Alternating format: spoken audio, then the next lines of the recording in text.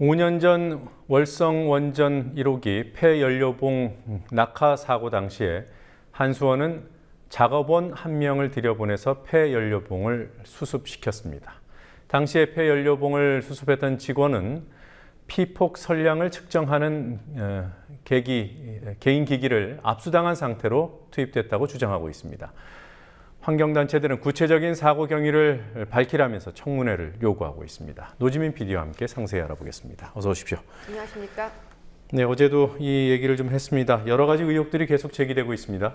네, 환경 관련 시민단체들은 오늘 원안위가 위치한 서울 광화문 KT 본사 앞에서 기자회견을 열었는데요. 환경단체들은 냉각되지 않은 폐연료봉은 강력한 방사능을 내뿜고 있는 죽음의 물질이라면서 사고 당시 폐연료봉 상태를 밝혀야 한다고 촉구했습니다. 폐연료봉이 추락했을 때 측정 한도를 넘어설 정도로 방사선을 내뿜었다는 건 원안위 측도 인정한 사실입니다. 또한 작업자가 피폭 선량 측정계를 압수당한 상태로 폐연료봉을 수습했다는 주장도 제기되고 있습니다. 네, 그러면 원안위가 발표한 피폭 선량은 어떻게 나온 겁니까? 작업자는 폐연료봉 수습이 모두 끝난 뒤에 측정한 결과라는 주장입니다. 작업자의 주장이 맞다면 폐연료봉에 근접해서 작업을 진행하는 동안에는 얼마나 많은 방사선이 피폭됐는지 측정조차 하지 못한 겁니다. 네. 자, 이 작업자 폐연료봉에서 어제도 보도했습니다만 치사량의 2배 가까운 방사선이 뿜어져 나오지 않았습니까? 건강상의 문제는 어느 정도입니까? 네, 김재남 의원 측은 작업자가 코피를 쏟고 어지러움을 호소하는 상황이라면서 구체적인 검진 결과를 지켜봐야 한다고 밝혔습니다. 방사선에 피폭됐을 경우에는 단기간에 질병으로 나타날 확률은 상당히 적습니다. 따라서 다량의 방사선에 피폭됐을 경우에는 염색체 변이 검사가 권장됩니다. 후쿠시마 원전 사고를 취재했던 기자들도 받았던 검사인데요. 하지만 작업자는 폐연료봉 수습 이후 염색체 검사를 비롯한 특별 검사는 받지 못했다는 입장입니다. 네. 자, 그리고요, 이제 폐연료봉이 바닥에 떨어져서 생긴 문제인데 원인은 밝혀졌습니까? 아직까지 공식적으로 확인된 것은 없습니다. 환경단체들은 애초에 사용 후 해결료 다발이 파손된 이유와 추락한 폐연료봉의 손상도 등을 밝히라고 촉구했습니다. 또한 방사선이 유출됐을 가능성, 사고 직후 적절한 조치가 취해졌는지 여부 등을 확인해야 한다면서 국회 차원의 청문회를 촉구했습니다. 네. 자, 그리고요, 에너지 관련된 전현직 3대 에너지 공사의 전현직 사장들이 고발을 당했습니다. 무슨 이유였습니까? 정의당, 참여연대, 민변이 오늘 MB정부 자원개발에 책임을 물으면서 3개 공기업의 전현직 사장들을 고발했습니다. MB정부 시절 재임했던 사장과 후임 사장들이 모두 자원외교 실패의 주역으로서 배임과 직무유기 혐의를 갖고 있다는 겁니다. 네, 자, 사안별로 좀 정리를 해보죠. 네, 화면 보면서 주요 사례들을 보시겠습니다. 네. 네, 먼저 캐나다 하베스트사를 인수하면서 부실정유회사인 날사를 1조 원에 끼워 사고 결국 적자를 견디지 못해서 10%도 안 되는 헐값에 내놓게 된 사례입니다. 이를 통해서 총 손실액은 2조 5천억 원이 추산되고 있습니다. 네, 김신종 전 사장과 서문규 현 사장이 함께 고발을 당했거든요. 예, 그렇습니다. 다음 사례 보시겠습니다.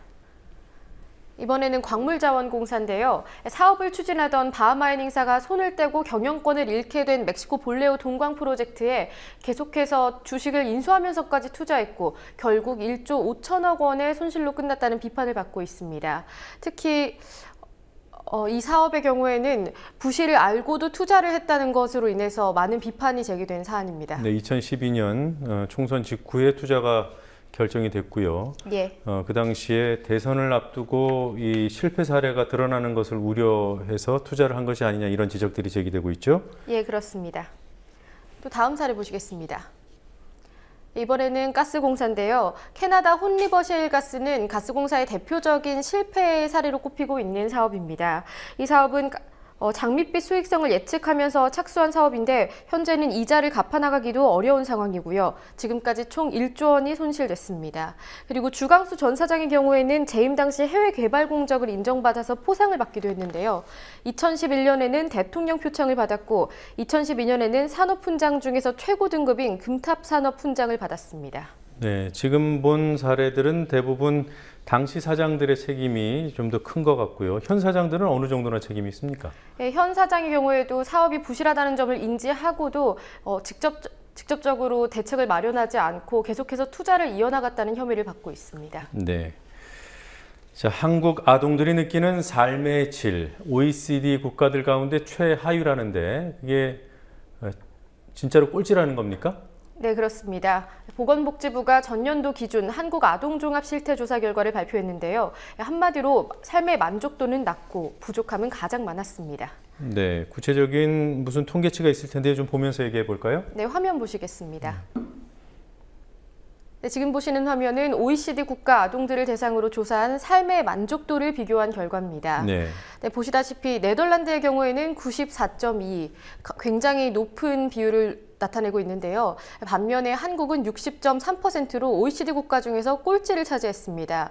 게다가 바로 전순위를 차지한 루마니아의 경우에 비해서도 10% 이상 낮은 점수를 받았는데요. 지금 보시는 삶의 만족도는 영아 사망률, 학업 성취 등 11개 구간 내에서 아동이 스스로의 삶을 인지하는 수준을 비교한 수치입니다. 그러니까 100이 최고 점수가 되는 건가요? 예, 그렇습니다. 네, 우리나라가 한국이 60.3, 1위인 네덜란드가 94.2고요. 우리 바로 위가 루마니아인데 루마니아와 우리의 격차도 상당히 많이 벌어져 있군요. 예, 상당히 낮은 수치로 한국이 독자적으로 꼴찌를 기록했습니다. 예, 다음 화면 보시겠습니다.